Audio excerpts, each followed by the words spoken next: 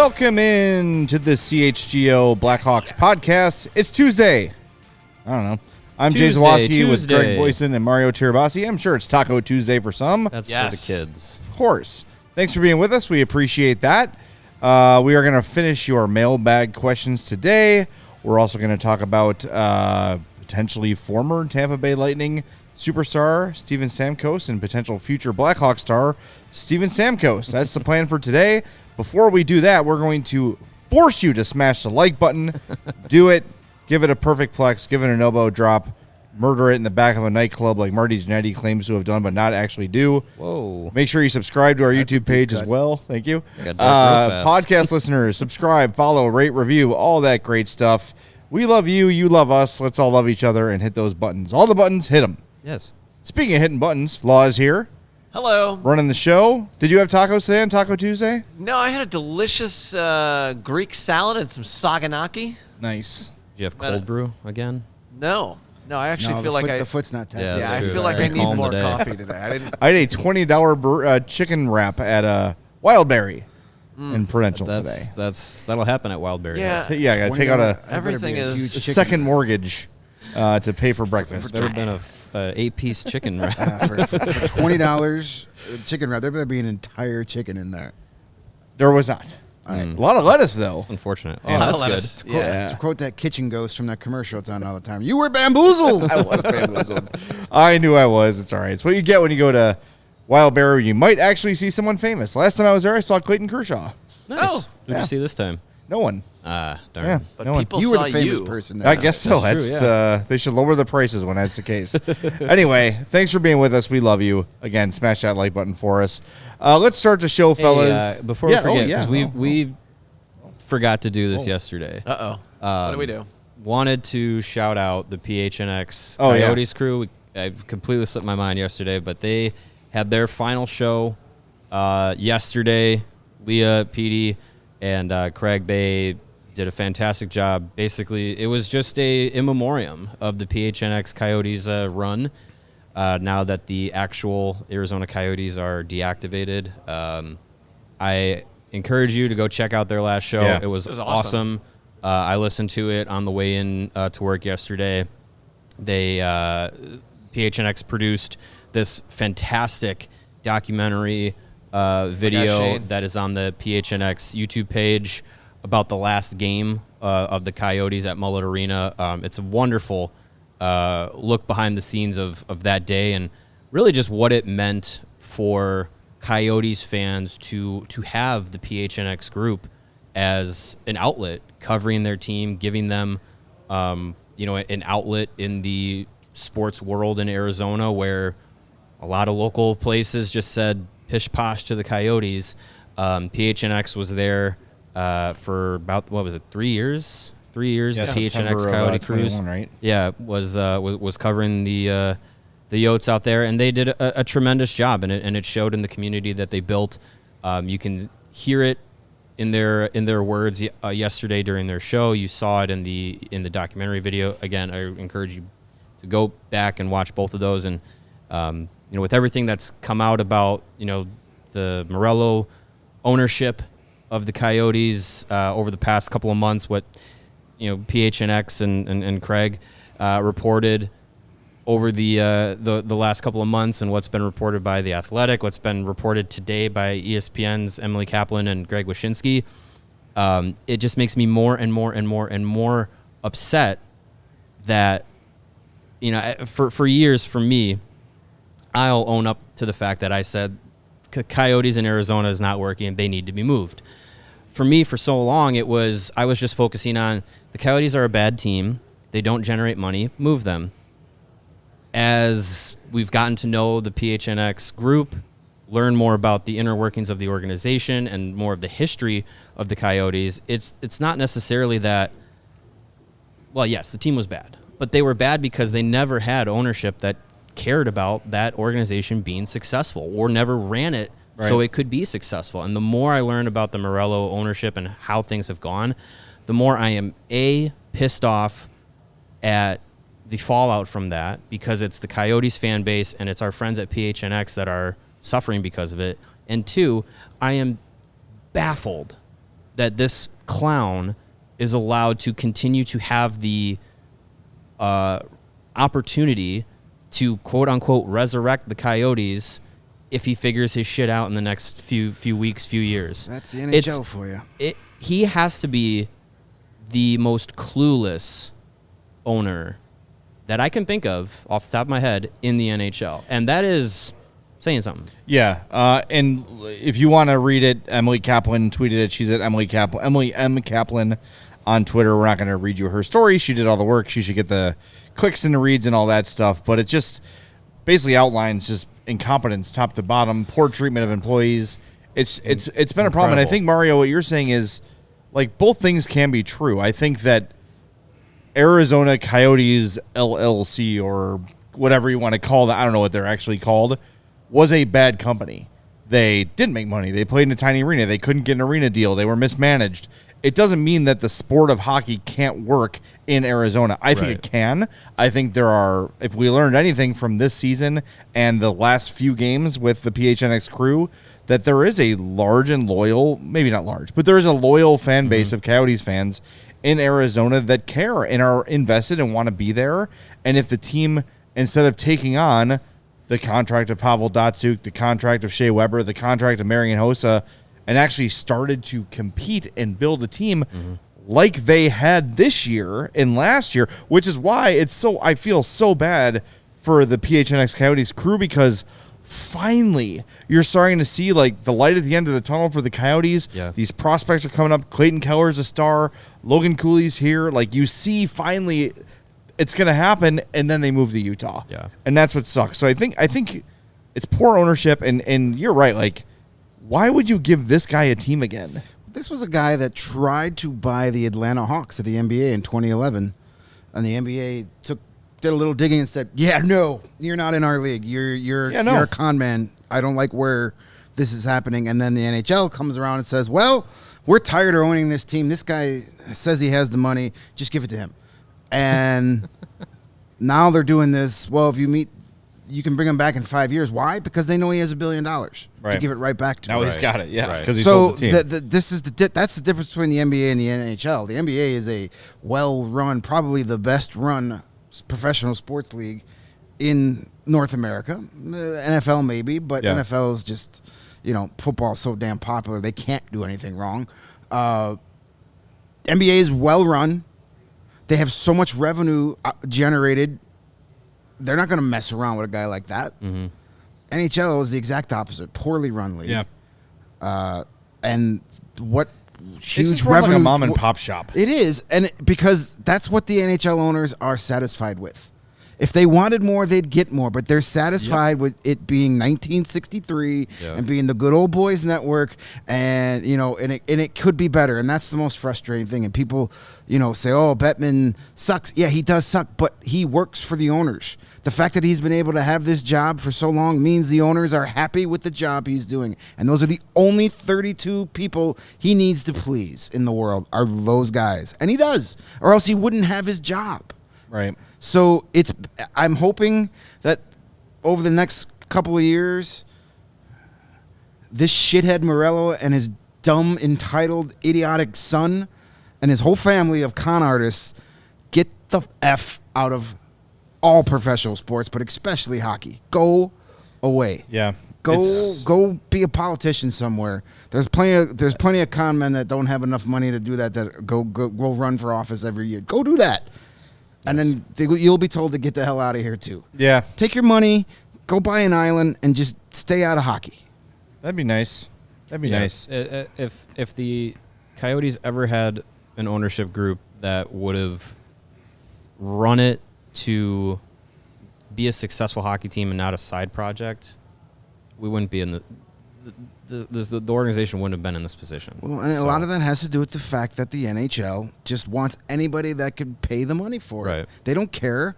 They just, you have the money to own a team, you own a team. That's the only qualification to own an NHL team, is that you have the money to buy one. Show me your plan. That's it. They don't care. You pay the $1 billion expansion fee, great. 5 years, we're going to move you somewhere else because you're a shitty owner. Right. They don't have the foresight. They don't look down the road. They just look at right here and now. Sounds like somebody we used to know in this city for a long time that ran our hockey team. Yep. It's just it's kick the can down the road. Bettman probably feels 5 years from now I'm going to be retired. It's not going to be my problem. It's going to be the next guy's problem. Yeah. Kick the can down the road. It's a practice as old as time. Yeah, And it sucks. And the Bettman thing is a good point because, okay, they're making money, right? Generally, the owners are making money. But everyone can see that this league could be so much more. And it feels like, I think the popularity arrow is going up because you have an undeniably great era of hockey happening right now with so many really good young players playing at the same time that it's almost like Gary Bettman can't screw it up. Oh, but if you can. found someone And he like Adam does. Silver to come and run the NHL, it would be worlds better, and these owners would be making money hand over fist. Yeah. Gary Bettman is the one who signed off on the Outdoor Living Network as the home for NHL hockey before it came Versus, before it became NBC Sports Network, right? Like, come on, like this was a sport that had a major footprint on ESPN with NHL Tonight, Gary Thorne, Bill Clement. It was a big deal. Hockey in the 90s on ESPN was a big deal. And then all of a sudden that falls apart. They lose everything. And say what you want about how NBC covered hockey. I think they tried their best, but people don't go to NBC for sports. They go to ESPN for sports. And now they're starting to go to Turner for sports. And I think you could probably draw a correlation between the popularity of the game and the league joining those two networks and their commitment to making quality broadcasts. Yeah. But you had a decade plus, where you're languishing on this obscure channel no one knows how to find, and the owners are happy with that? I don't get. This is one of the major sports in the country. Good enough should not be good enough. Yep. I just feel like the league could be so much more with a little bit of vision and a little bit of creativity. And God, they tripped into the Winter Classic. Well, maybe 12 years ago or whatever. Bettman had the foresight because he goes to the Outdoor Life Network and there's no outdoor games. And all of a sudden you get on that channel. You and know now what? you have all these outdoor games. You nailed it. You nailed it. That's it. See, you got to let the plan play out. That's Jay. it. That's it. It was all a long Big, play. big brain stuff. Yeah. Long con. All right, I will Anyway. I will retire my tinfoil hat for the rest of the day. No, but definitely go check out yesterday's PHNX Coyote show, and please go watch that. It's like 10, 11 minutes documentary on the last game. It's phenomenal work. And also watched Leah put together the best of clips. Yeah. It Yeah. was Best just making of me is- think, is God, I awesome. should have been doing Yeah, that. for the that's last year. something. Probably. That is something that I have already told myself when we start next season. Maybe I start it with like the draft. Yeah. I'm going to start doing a better job of marking down shows and times of when we had something really Something funny or really fun, good. yeah. So at the end of the season, we could do something like that. But Yeah, there's some clips in our Slack channel that I don't know how to Sure. find it, but they're there. Yeah. We have Well, a super chat, go back and and then find it. let's hit the old. Speaking of highway money, to- yeah, Oh, we yeah. gotta- Yeah. Windy City Hockey says we are talking about a league that let a con artist in John Spano buy the Islanders when he didn't have money to buy a team. He's in jail for fraud. Yeah. If you've seen the 30 for 30 Big Shot, it's all about that. Back in the 90s, the Islanders were floundering, and this guy who was not a millionaire, as he said he was, back in the 90s, before technology was as advanced as it is now, forged some paperwork and owned a team for a little bit until it was, if I remember the story correctly, he had some sort of payroll showed up? bank wire transfer like typo or something that finally like brought up a big enough red flag that they were like, we should look into this. And they're like, oh yeah, this guy doesn't have any money. No relation to Brandon Is that Spano. bad? Yeah, I think that's usually bad when you're mean- trying to own a multi-million-dollar Man, I'm gonna write this franchise. down. I mean, guys from that Good. particular state claiming they have millions and millions of dollars and not really having that, it's nothing new for that region. That's true. Ay. Yeah. What Anyways, a league. What a league we love, huh? if you don't have a lot of money but you want to try and make a lot of money, Yes. you can go and do it with Circa Sportsbook. Yes. You can If try. if you want to own an NHL team, You can try. And you're going to love Circa Sportsbook because they keep as little money as possible on large market bets. So, for example, they will strive to keep a game at a -110 split on their Circa Sports menu, unlike other books which may have the same split at -115 or -120. And with Circa, you're not going to be limited if you do start making a lot of money, because they do not limit players based on their winnings.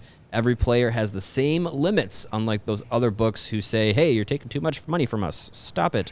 With Circa, they encourage bettors to download and explore all of sports betting apps, compare the lines, and see that you are going to get the best ones always from Circa. And when you're talking about the best, customer service, Circa has the best customer service because there are real people behind the Circa Sports brand who resolve issues in a timely fashion, unlike other books who use chatbots. Ooh, hate those chatbots.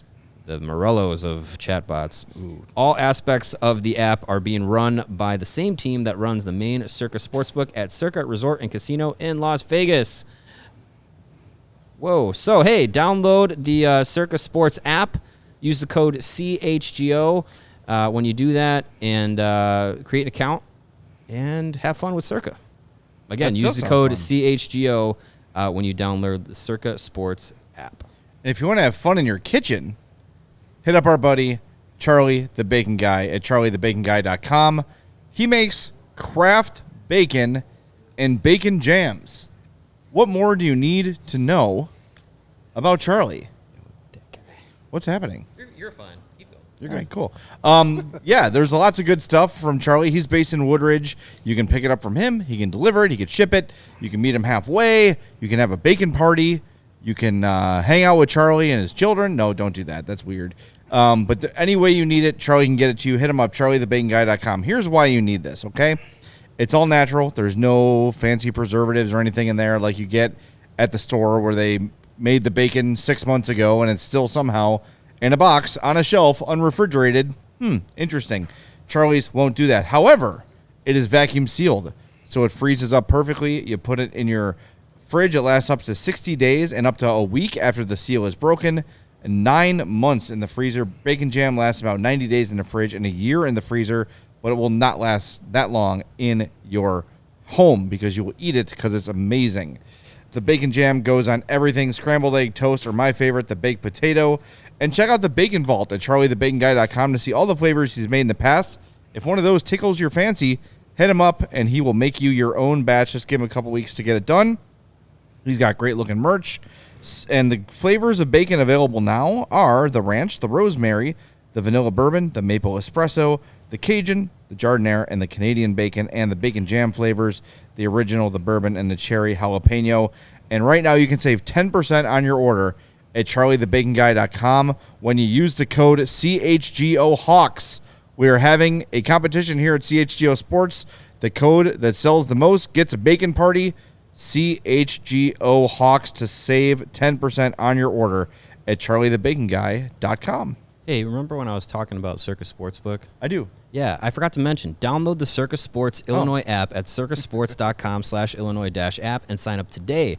And always remember, if you or someone you know may have a problem with gambling, call 1-800-GAMBLER. That's 1-800-426-2537. Text GAMB, G-A-M-B, to 833-234, or visit areyoureallywinning.com. Remember how I was talking about Charlie the Bacon Guy? Yes. He also offers ground bacon. So if you're someone that likes to make like chili or 50-50 burgers, order yourself some ground bacon from Charlie. It's just good to have on hand because you never know when you're going to need it. So if you're going to place an order, add on the ground bacon. Just keep it in your freezer because you know someday I don't want to sit there with my knife and have to cut up bacon, burn my fingers, and then eat half of it as I'm preparing it. No, it's already ground for you. Throw it right there in the pot. You're good to go. So get yourself some ground bacon from Charlie as well. All right, shall we get to Mr. Steven Stamkos? Yes. The very dramatic camera angle at the end of the game last night, Hey. slightly underneath him as he's waiting, as most captains do, for his team to exit so he can go. But it was just very, very cinematic. Steven Stamkos' potential last moment as a member of the Tampa Bay Lightning. I'm just going to say this. I think they're going to figure out a way to get it done because he's Steven Stamkos, and he is iconic, and he is the greatest player to ever play for that franchise. However, as we discuss the possibility of the Hawks bringing Steven Stamkos here in a leadership role, in a line mate with Connor Bedard role, the question that a lot of people ask is, why would he want to come here?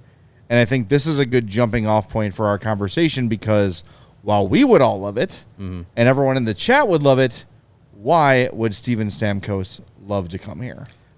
Don't think he would, to be honest with you. All right, good show, everybody. I've been saying it all season. I think these two sides find out a way to make it work and have him come back. I can't picture the Lightning without Steven Stamkos, and I can't picture Steven Stamkos wearing another jersey. I know a lot of Hawks fans probably felt the same thing about Patrick Kane. Yep. That's a different situation. That was a team heading in another direction. Tampa Bay Lightning, as far as I know, they want to try and stay competitive here. Yep. And getting rid of Steven Stamkos is not going to accomplish that. This is a guy that is 34 years old, still super productive. 40 goals, 81 points this season. He's in the last 7 seasons, he's only had one season where he wasn't at least a point per game, and that was when he had 34 points in 38 games in 2020-21. So, dude is still a stud. Watch that series. Yeah. I mean, he was doing everything to try and keep the Lightning in that series. I just don't see how they don't figure it out. Everybody thought he was as good as gone the last time. People had him ready to go to Toronto. Hometown boy, coming home. All that nonsense. The same crap we saw 2 years later with John Tavares. How's that working out for you? And it never happened. He stayed there. And I think the same thing's going to happen again. Now, coming to Chicago, would I like to see it? Absolutely. Do I think it's going to happen? No. Well, let's and like you asked, why would he want to come here? I mean, I'm sure there's some appeal to play with a kid like Connor Bedard, to play with, some of these young kids, to be that leader role, but I don't know if he's interested in that. I think he would rather either stay in Tampa or go to a team that wants the cup. So here's a fun scenario I thought. Say Tampa says, no, we're moving on. And the Panthers lose Sam Reinhart to free agency, and then they go, hey, Steven. That would be interesting. Would you like to just come play for us? Oh, man. Guess what? The Panthers don't have state income tax either. That would be awesome. That's true. I just think I just don't see a scenario where he's willing to come here when he's still so productive. Well, let's get to the Hawks part of it here in a second. But before we do that, it's also important to look at the situation Tampa's in here. Mm-hmm. And they've got a few unrestricted free agents on the docket to sign. Okay, Stamkos, of course, being the top. He's making $8.5 million this year. Anthony Duclair is unrestricted. Okay, probably gone, right? I think Anthony Duclair at 28 years old is probably going to get his first really big long-term deal. He's been pretty good wherever he's gone. Tyler Mott. I'd take him back on the Blackhawks. Me too. Tyler Mott, Austin Watson, and Mitchell Chaffee, they're all UFAs. Those are all replacement Those are all guys. Yes, Matt Dumba, Calvin DeHaan, Hayden Fleury.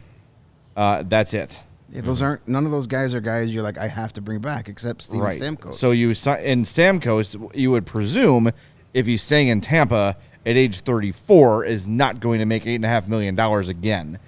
They maybe pay him $5 million. They maybe pay him $6 million. I don't think he's going to get a raise. At 35, he's getting a raise. He's still a point per he's game, over 40 he's goals. over a point That's per bad game, business. 40 goal scorer. That would be bad business to pay him more than what he's making now. Okay. Maybe so you extend welcome the deal? to Chicago at $9.5 million. Oh, my $9 million. God. I don't know. Not On for a, how on a- long? On a 3-year deal. I'm not doing that. No, I'm not giving him $9.5 million for $3 million. Or for 3 years, I mean. Well, I don't look. He could take a Tampa discount if he wanted to. If money isn't something that he cares about, sure, he could do that. But I don't think if Tampa comes to him and just says, here, we think you're valued at $5 million, if I was Steven Stamkos, I'd be a little upset about that. And we already know that there's, some animosity, I would say, or at least a little bit of a hint of it, because he came into this season saying that he was really surprised and disappointed that there was no contract extension talks over the summer. And a little bird in the Blackhawks locker room this year overheard conversation that maybe that kind of move is something that maybe has been in the works before. So I don't know. I understand it's more pipe dreamy to say, hey, Steven Stamkos is going to come to Chicago. Of course. I think the money is available to offer him on a short-term deal. I think the expectations of a team coming up on the rise is something that you can present to a guy like him. You could present these young players that are coming up, playing with Bedard, playing with Nazar.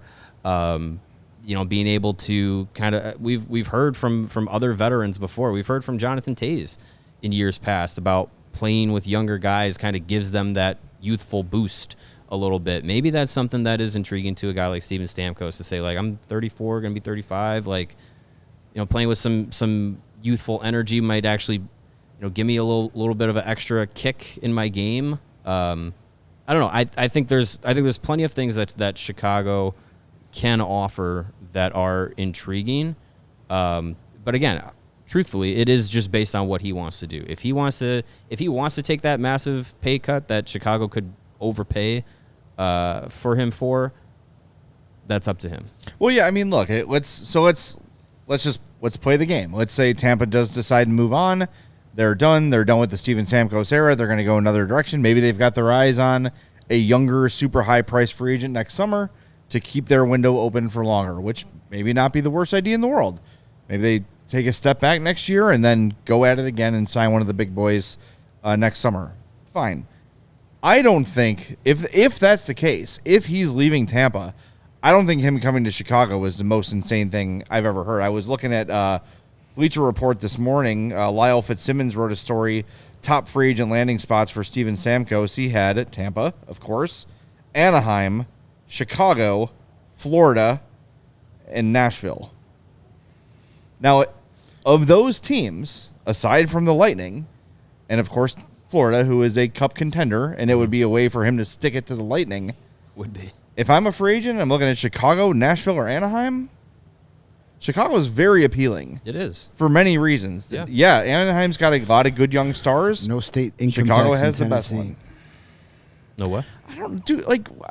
Maybe state I'm income tax in naive Tennessee. here. Like, do athletes like really look at that? Like, Yeah. all I hear about are guys wanting to go play for LA and New York, and like, I know if you're totally on the fence and you're like, I can't decide between the two, that might be a difference maker. But for a guy who's been making $8.5 million for the last however many years, I don't know. I don't know Usually if people the with income lots of tax money thing- like money. No, I know that, but I think that athletes are more interested in where can I thrive, where can I do well, and the other thing too is if Steven Stamkos comes to Chicago or New York or LA, there are opportunities given him to make more money and make up that difference in terms of endorsements or national, appearing in more games nationwide and getting to play in a Winter Classic next year and things that he wouldn't get to do if he played for Tampa or Nashville or other teams. Here's a team I'd add to that list because of various reasons. If he hits the open market, do not count out the Detroit Red Wings. Steve Yzerman was his general manager for a lot of his career in Tampa. They obviously are trying to make a run at it. You don't go out and trade for Alex DeBrincat, give him all that money, and then bring in Patrick Kane if you're just satisfied with finishing in 9th.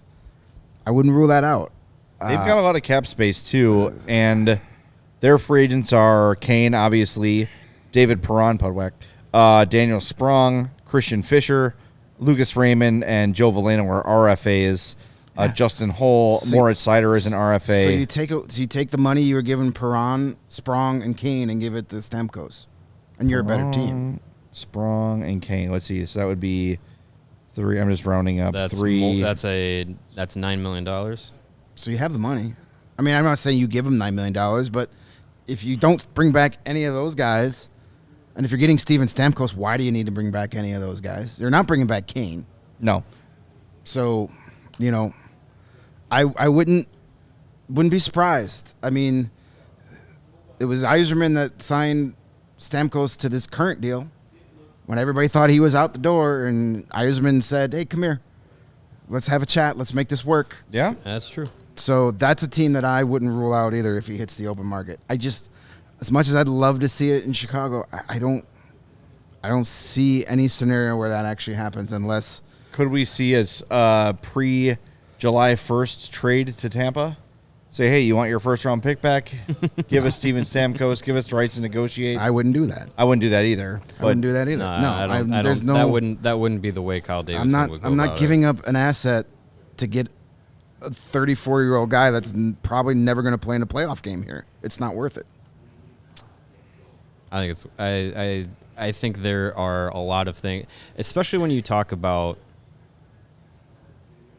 with what Nick Foligno has said, what Kyle Davidson has said about they want guys to come in and have a buy-in and accept their roles and things like that. Like, Stamkos is a guy that has been really well respected as a leader across the league. He became captain in Tampa at a very young age. I think he's the kind of guy that can come into a locker room and can be respected, be somebody that, again, like young guys are going to look up to and listen to, and he's going to be a guy that is going to go in there and play his role. And, yeah, even though he is 34, even though, he's has a lot of miles on his skates, he's still a guy that's putting up, 40 goals and point per game pace. Like, the last time he wasn't at a point per game pace or flirted with it, his rookie year. So, it's incredible to have that kind of consistency. And that's the kind of production that I think will make plenty of cup contenders throw their hats in the ring if he's out there. Yeah, and it'll make Kyle Davidson, who is being told by the veterans in his locker room, is being told by his coach, and has his own expectations of being better and having better having higher expectations, having better players around to move everything forward, to help move the rookies forward. I think that's part of that's a motivation. So I don't know. I think there's more possibility than zero possibility. Well, we talked about it yesterday, and if you missed it, we said too, like, if you're trying to convince Stamkos to play here as a free agent, you could also say, you're not our only guy. We're close to a deal with this guy. We're close to a deal with this guy. Mitch Marner. We've got Taylor Hall coming back. We've got all these guys a year older. Look at these prospects we have. Look at our space in the prospect realm. Look at this crop. But if it's Stamkos and this name's been out there for a couple months, Chris Tanev is a veteran defenseman. All of a sudden, you look at this Hawks roster when it's healthy, and you've got Stamkos, Bedard, Kurashev, Hall, Nazar, Reichel. Like, all of a sudden, you're like, well, this team's not awful by any means. Yeah. And adding a guy like Stamkos makes them certainly better. Yeah. Significantly so. So I think if you're, I don't know. I think if they are serious, super serious about pushing this thing forward and not having a bottom 3, bottom 5 season again, this is that kind of move to immediately be like, okay, we're gonna make sure this doesn't happen again. We're gonna put players around these young guys that are not only going to show them how to be a pro because they've been around for a while, but also push them on the ice and make them better. Like, we all love Nick Foligno. He is a wonderful guy, a great, well-respected leader in the locker room. He did everything he could on the ice this year, but Steven Stamkos is going to fit much better with a Connor Bedard or a Frank Nazar or Philip Kurashev or whoever, Lucas Reichel. He's going to fit a lot better with those guys than Nick Foligno does. So yeah. By the way, a couple of people mentioning Phil Kessel. That ship has sailed. Vancouver gave it a look and said, "No, thanks, we're good." Yes. Yeah, I said it on Twitter. Steven Stamkos is my new Phil Kessel. Yeah, so I'm over it. I've also allowed the Phil Kessel ship to hit the horizon. Yeah. the end. Charlie says today's the last day for the contest. Winner announced later this week. Oh, boy. If we Get your bacon. If we lost to the White Sox, We'd be the fifth. There's going to be hell to pay. We'd be the fifth thing to lose to the White Sox this there year. will be hell to pay. That's all I'm going to say. We cannot allow that to happen. I do not want to be the Tampa Bay Rays of CHGO No, and that'd be lose bad. to the White Sox. Yeah. But what I would like to do is drive home a winner this April for these last few hours of April. And you can do that after visiting our partner, Ray Chevrolet. They're sharing their best offers of the year right now. So make your way to Ray Chevrolet on Route 12 in Fox Lake to join in on all the savings. As one of the top-selling Chevy dealers in the Midwest, you'll always be able to shop one of Chicagoland's largest Chevy inventories. Plus, you'll find the perfect tailgate vehicle for a limited time only. They're offering 0% financing for 72 months on all new Silverados with over 100 available. And to top it all off, they're pricing over 125 vehicles under $20,000. Seriously, guys and girls, can pricing get more affordable? And if you act now, usually this is the part of the infomercial where say, operators are standing by for only the, and you know that's a bunch of BS. But this time, you actually have to act now if you want to get a free oil change at Ray Chevrolet in Fox Lake. When you mention CHGO, you're going to get that free oil change when scheduling it. But you have to have it scheduled by today. Today. Now I feel like Robert De Niro. Right now. So when we're done, Do it go to now. RayChevrolet.com. Mention CHGO. Get that free oil change because you literally only have hours left to cash in on that deal. Visit Ray Chevrolet in Fox Lake or RayChevrolet.com. They've been serving the community since 1963. Find new roads. And with all the money you saved on the oil change, because those are expensive these days. They are. Fill your garage fridge, your office fridge, your home fridge. Throw all your wife's oat milk and all that junk out and salads and all the kale. Just throw it right there on the side and load it up with ice cold Coors Light, because between work, social media, your kids pestering you, your spouse is in your face all the time about, oh, you didn't take the garbage out. Oh, you forgot to do this. Sometimes you need a Coors Light. Having a therapy session. Just to chill. You need to It's talk to me. I somebody? forgot to fill the dog food this morning, so I'm in trouble. Chill. Okay. Did you use the you're My not wife crazy, needs you're the just beer to acting chill. crazy? No, my wife needs the beer to chill because of me. It is my fault. I'm pointing the thumb, not the finger. I'm sure she's cracking a Coors Light right now, celebrating the fact that I'm not home. And when I get home, That's I will just your chaser. actually fill the dog food barrel, like I said I would do yesterday.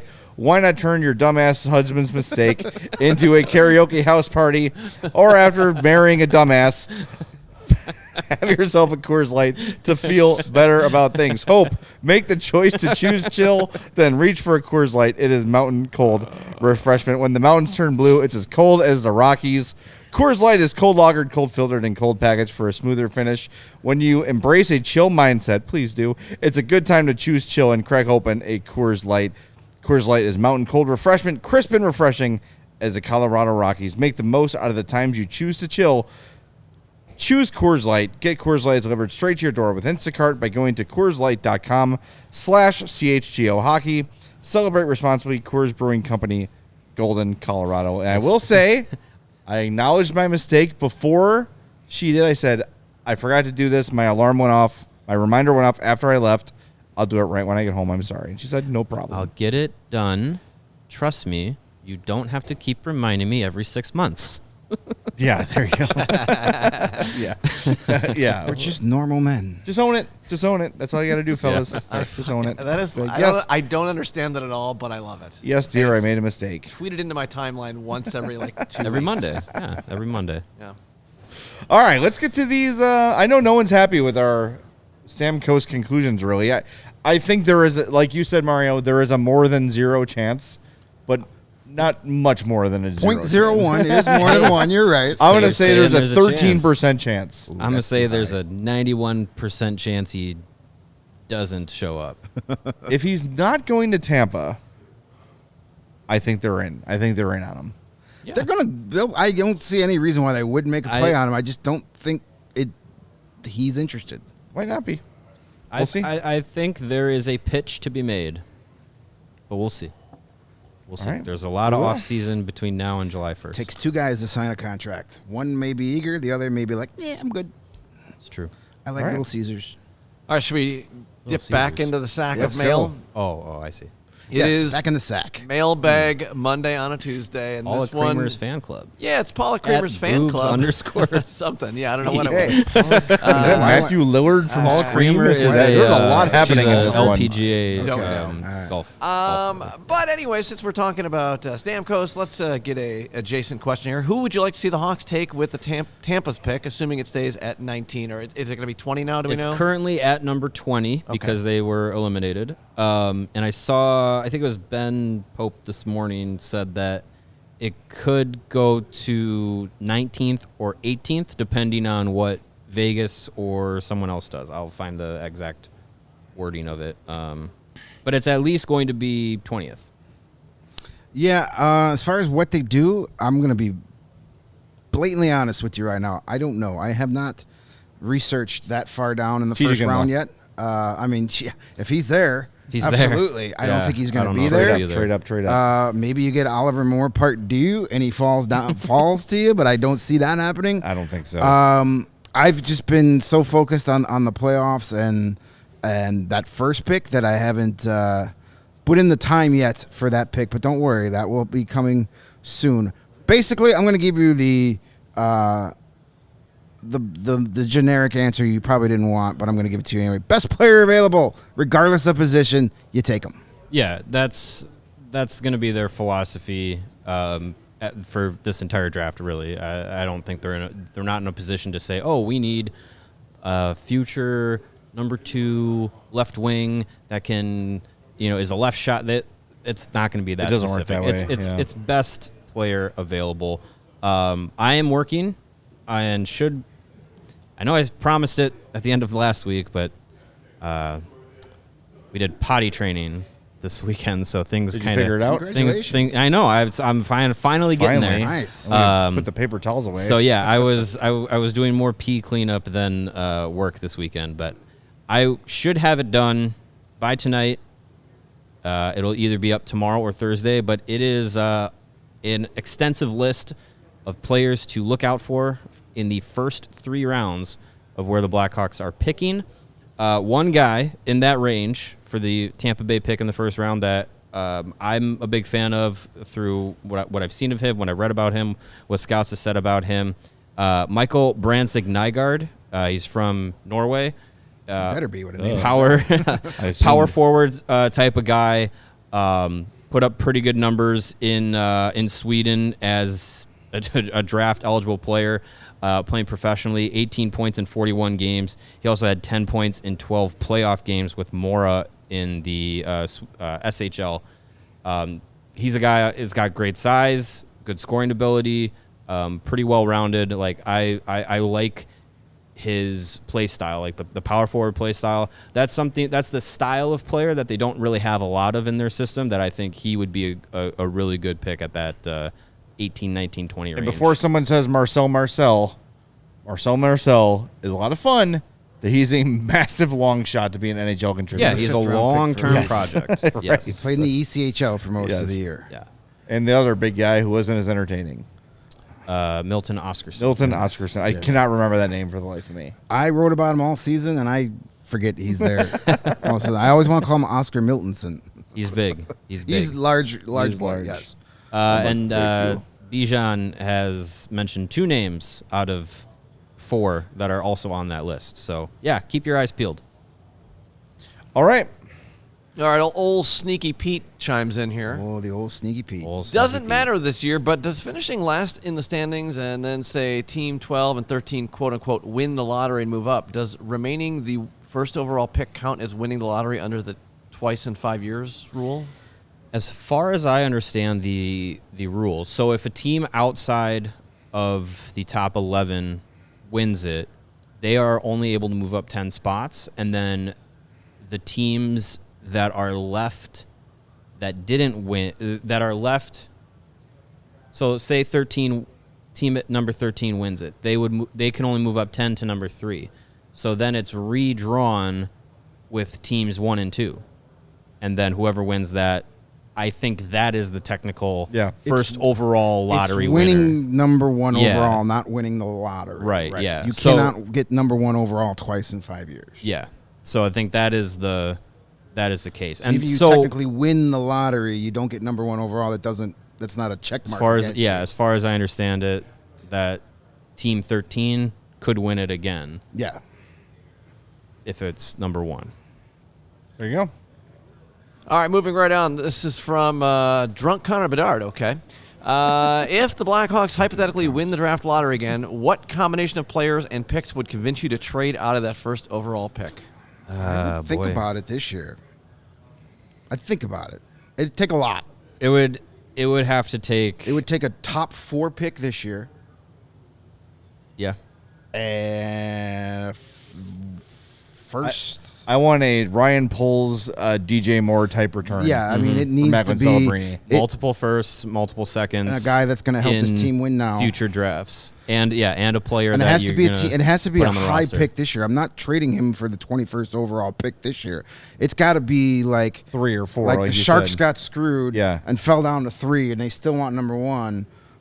They got to give me everything they got. Who do you want from the Sharks? Is Who's left? Hurdle? Can you make that happen again? No, he's in I know. Vegas. well, I I know. start with their Who's left third on the overall pick, next year's first round.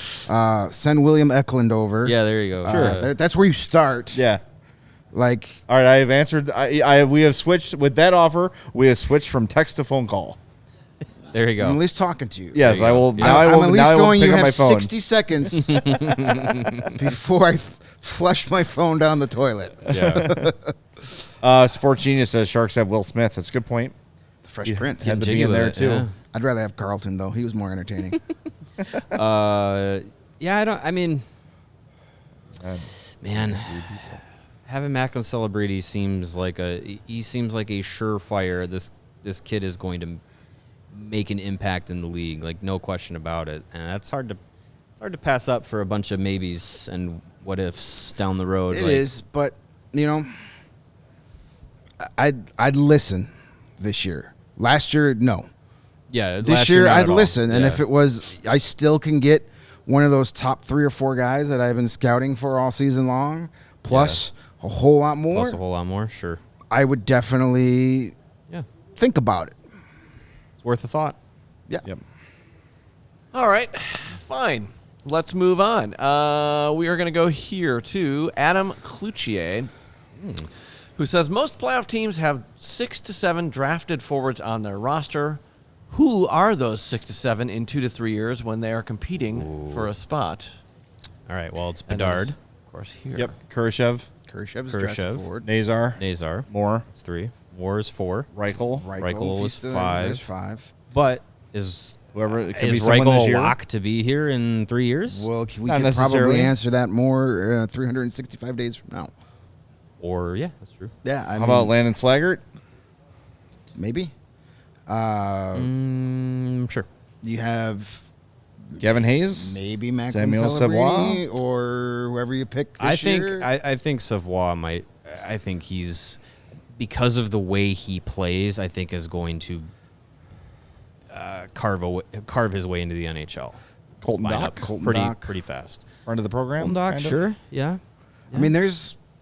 I mean, if 6 to 7 is your target number, you're going to hit They that. have plenty. You've got Gavin you got Hayes, Ryan Gavin Green. Hayes, You've got Ryan 5 Green, you're Paul pretty sure of Lewinsky. already. Lewinsky. Yeah, there's lots. Nick Lardis, like Lardis. there's a lot of Lardis. forwards that Once he hits have puberty. that potential to be, top 9, top 6 guys, bottom 6 role players as well. Like they have plenty to get there Yes. forwards If wise. 6 is your target, 6 to 7 forwards, you're going to hit that target and probably go past it. When you think about what's already in the system, all the picks this year, 2 first-round picks this year, 2 first-round picks next year, multiple seconds, multiple thirds. You're going to hit that target. Hey, can we acknowledge a No. new viewer in here, Canal da Palafita? No. Because I've seen what? this quote going around about about Luke Richardson, where Nick Foligno said that Luke is learning to coach. I've seen this a lot on Twitter on my own account too. Nick Foligno was not saying that Luke Richardson can't coach. what he was saying is he's a first-time coach who is learning the things of like what works, what gets through to guys, what doesn't, what's the right way to hold a practice, what's too much, what's too little, what's the right level of intensity. It's not about not knowing strategy or how to put a system in place. It's about the little nuanced things that come along with coaching. That's what Nick Foligno was talking about. Right. Nick Foligno has given Luke Richardson votes of confidence on this very show many, many times. So don't take that comment from Nick Foligno as a rip on Luke Richardson. These are the three guys he made that quote to in the context of the question. Yes. So, yes, he's not saying Luke Richardson can't coach. And I know he's developing as a head coach just like players are. You know, you find new tricks. You find new things that work. And you find new roads. Yes, you find new roads and try the ribs. And, like, you do just like a player who's a rookie player, by the time his career is over, is not the same player. Right. Or at least you hope not. If you had a long career, you're not. Same thing could be said for a first year. You think Joe Quenneville, his first year behind the bench of the St. Louis Blues, was the same guy we saw here in Absolutely Chicago? not. No. Did you think Scotty Bowman, when he was the head coach of the St. Louis Blues in the 60s, is the same guy that was the coach for Detroit? Yeah. Or even Montreal? No.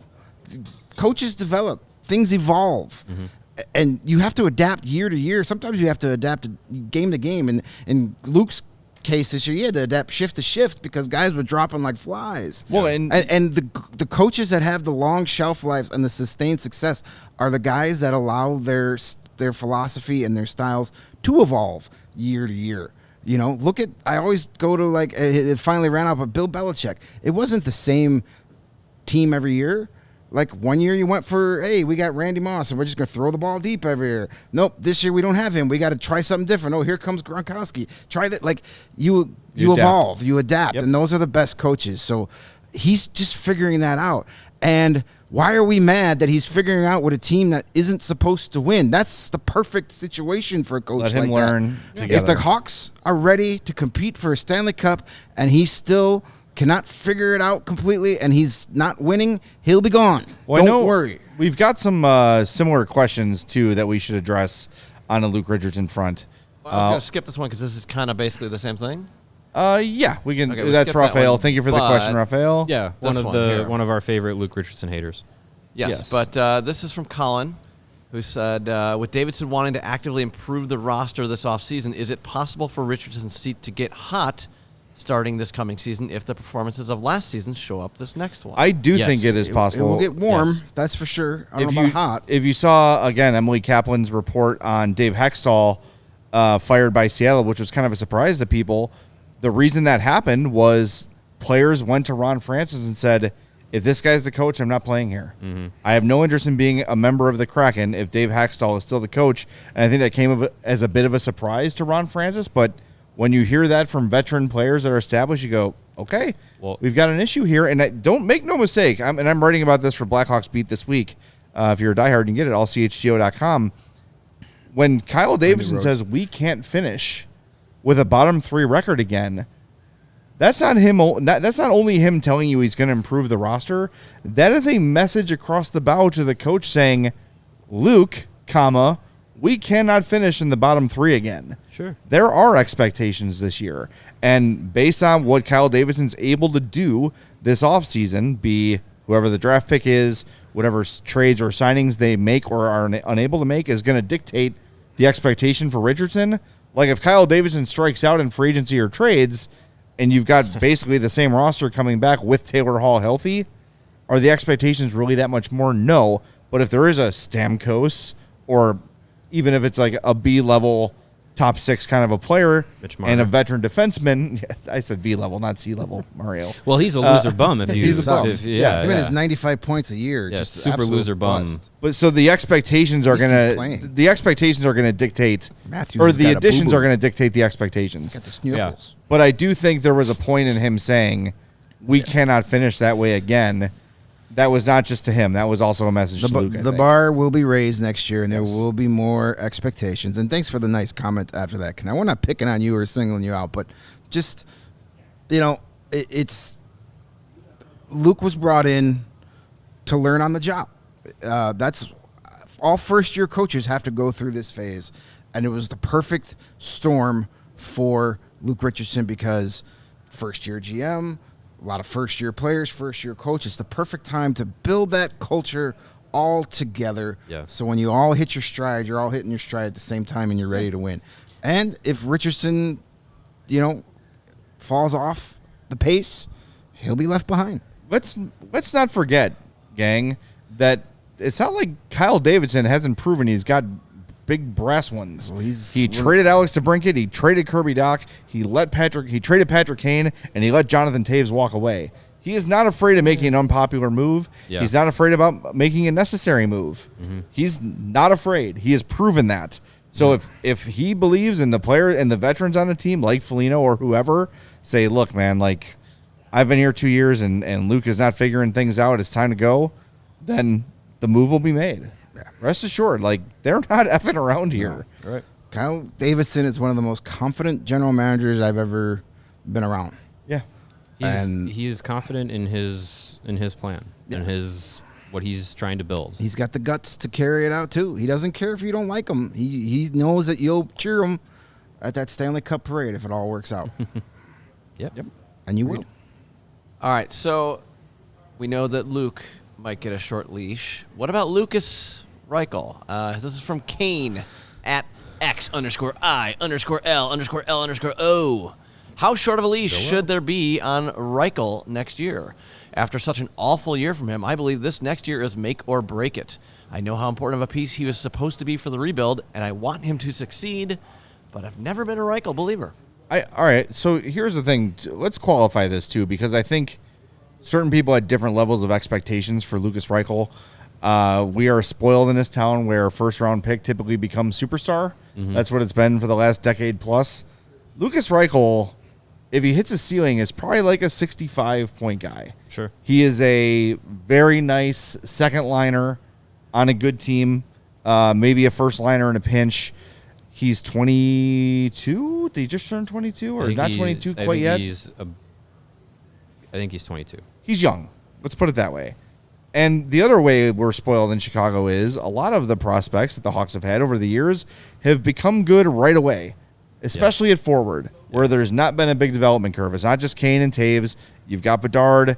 Brandon Saad was great right away. Panarin came in from Russia and was great right away. DeBrincat was good right away. Tavo is probably the closest comparison to Reichel. But Tavo barely played in the AHL. Right, but that was the reason it took him a while to get going here was an opportunity thing. Mm-hmm. Right. He was kind of bounced around, playing on the bottom six, didn't really have a spot in the top six. So I don't have a short leash on Reichel. No. They might, because if they deem it's a work ethic thing or a personality thing, they might choose to move on. But if they're happy with with the work he's putting in, I'm not super worried about production. Now, it has to be better than last season. My God, of course.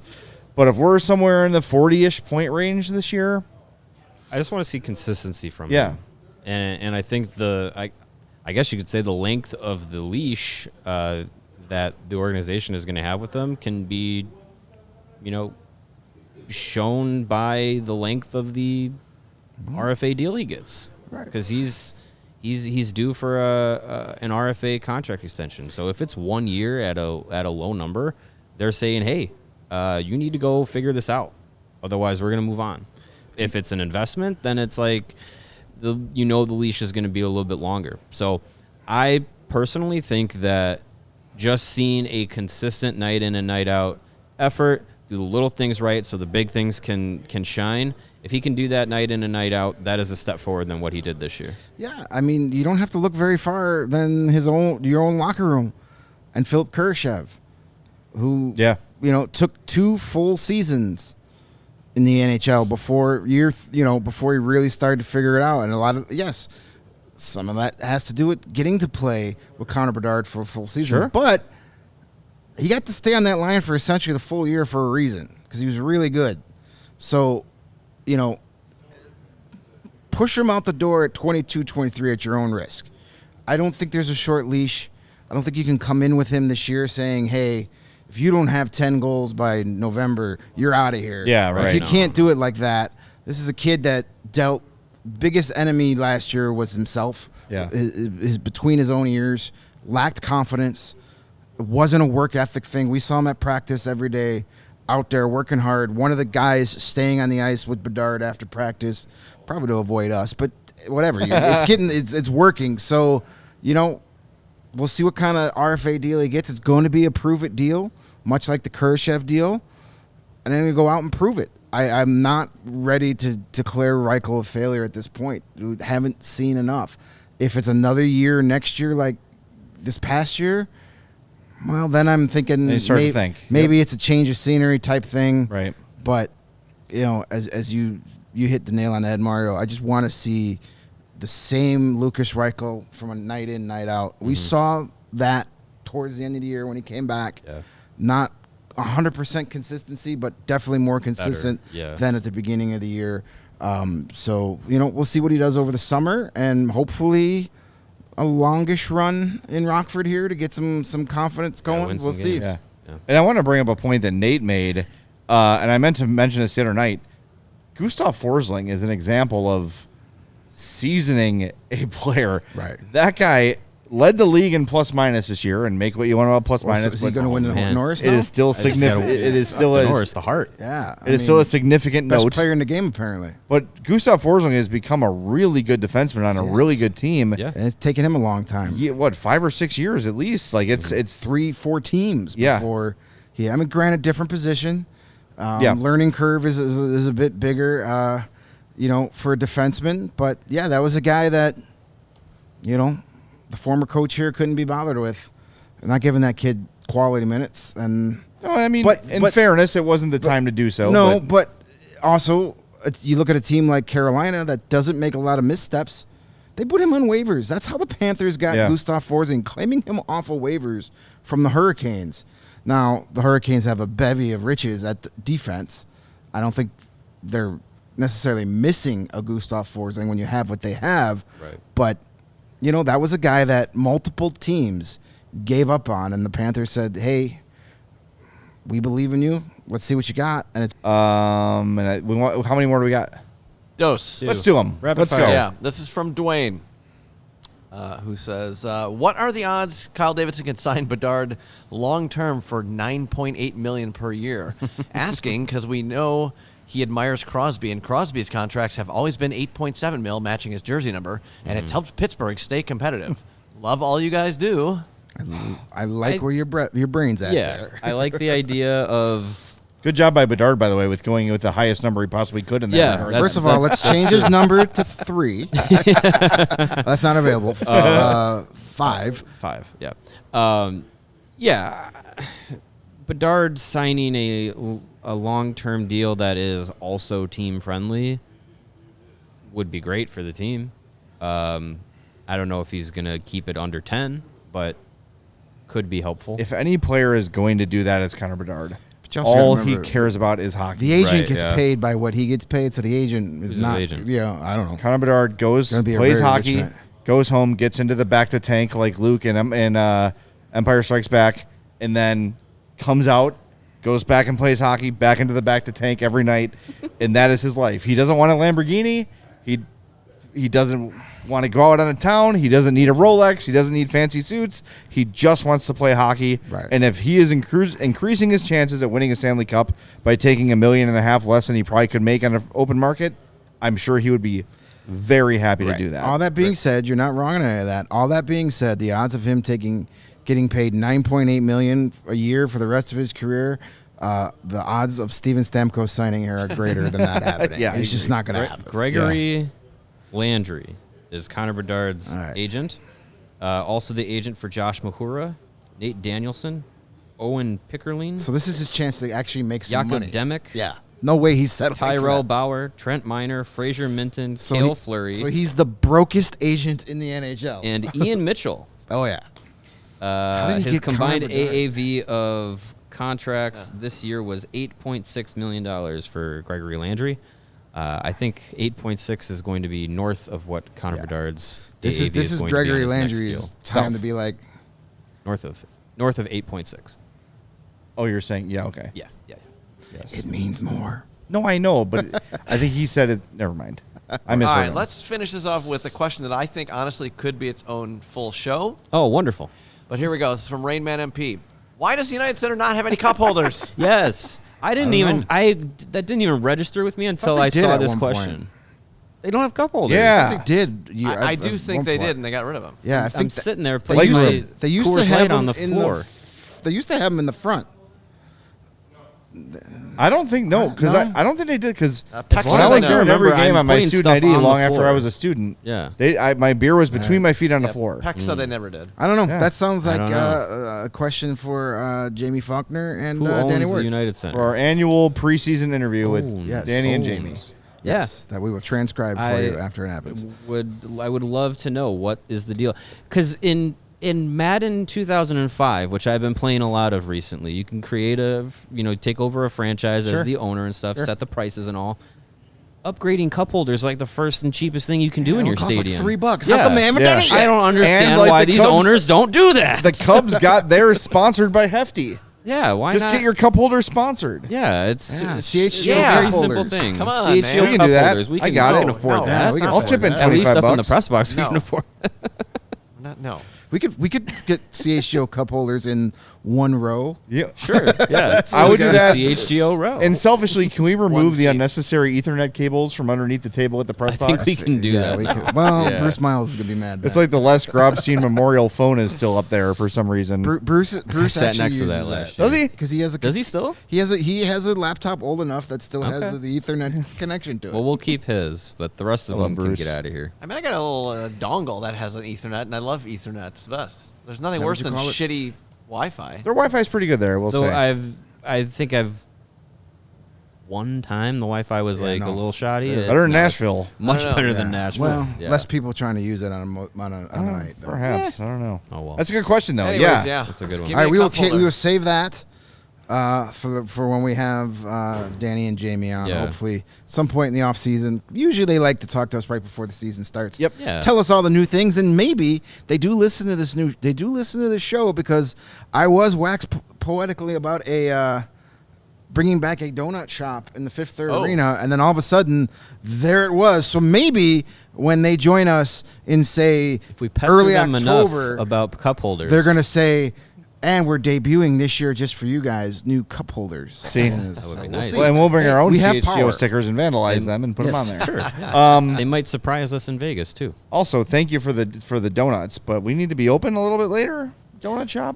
Well, Yeah, it's I not, mean, know, be people open when drink we're there. coffee more It's than it's they not do. open on Yeah. the weekdays. Yeah, when we're there. that's when we're there. I don't think it's hard bruh. enough to say like be open when we are there, right? Like Yeah. Baby just, steps. Just First- know when we're there. It's like then be open. basketball. First you get the job, then you get the khakis, then you get the girl. That's true. First you get the donut shop, then you stay open. Like we've hit the first step. There you Fair go. enough. That's true. All right. 4 games tonight. All of them are game Yeah. 5s in 3-1 series. How many series end tonight? Let's go through them rapid fire. Bruins are up 3-1 on the Leafs. No. No Austin Matthews. Ends tonight. No. I think this is a game everybody expects the Maple Leafs to lose, and they're gonna win because that's usually what they do. I say Boston ends it. Carolina up 3-1 on the Islanders. Over. I say Carolina ends it. Avalanche up 3-1 on the Jets. Dunzo. Yeah, over. I say Jets make it interesting. Connor Hellebuyck is broken. Vancouver. Suck. Vancouver up 3-1. You got it. Oh, sorry. Vancouver up 3-1 on Nashville. I think Nashville somehow finds a way to erase that nightmare game, and they send it back for at least one more game. They got Nashville game 5 and Nashville game 4. Right? That's what happened to them. I'm going to It's a say shame. You hate to see it. Canucks end it. So I say 3 end tonight. I agree. I say 2. 3 end tonight. Leafs stay alive just to extend the misery. But it's typical Leafs though. They got to give their fans false It's hope. gotta hurt as much as possible. They're gonna get this thing to Game 7. Quadruple They're overtime. and then they're gonna lose 5-0 in Game 7. No, quadruple overtime. Game 7 own goal ends it. Oh, yeah, put me out Austin there. Matthews own goal. if he plays. What would be the perfect own goal to eliminate the Leafs? Ryan Reeves? Right. Oh, that wouldn't that It be would, sweet? yeah, Sweet. it'd be Reeves. Ryan Well, Reeves. He'd have to be on the ice in overtime, but that He would would that fight would the be puck. it. It is Sheldon Keefe.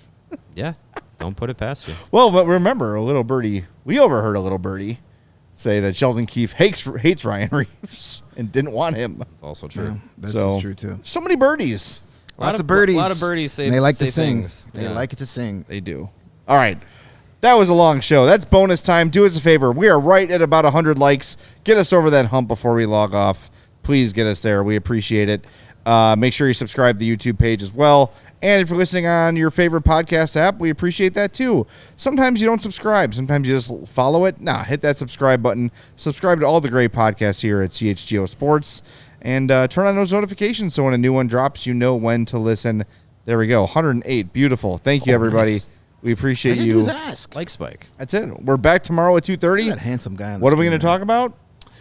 I don't know. Who knows? Maybe We'll the figure it out. playoffs. Playoffs. We got 23 hours. To Someone figure will that say out. something. At least the playoffs. Oh, we didn't even talk about Connor Bedard today. Yeah, breaking news. Calder nominee. Yeah, Calder nominee. Crazy. Calder finalist. Who would have thunk it? Yep. All right, we did it. That's it. All right. Talk to everybody tomorrow. Thanks for being here. We appreciate you all. Talk to you 2:30 Rice and on bacon. Wednesday on the CHGO Blackhawks podcast. We all silly like the mayor.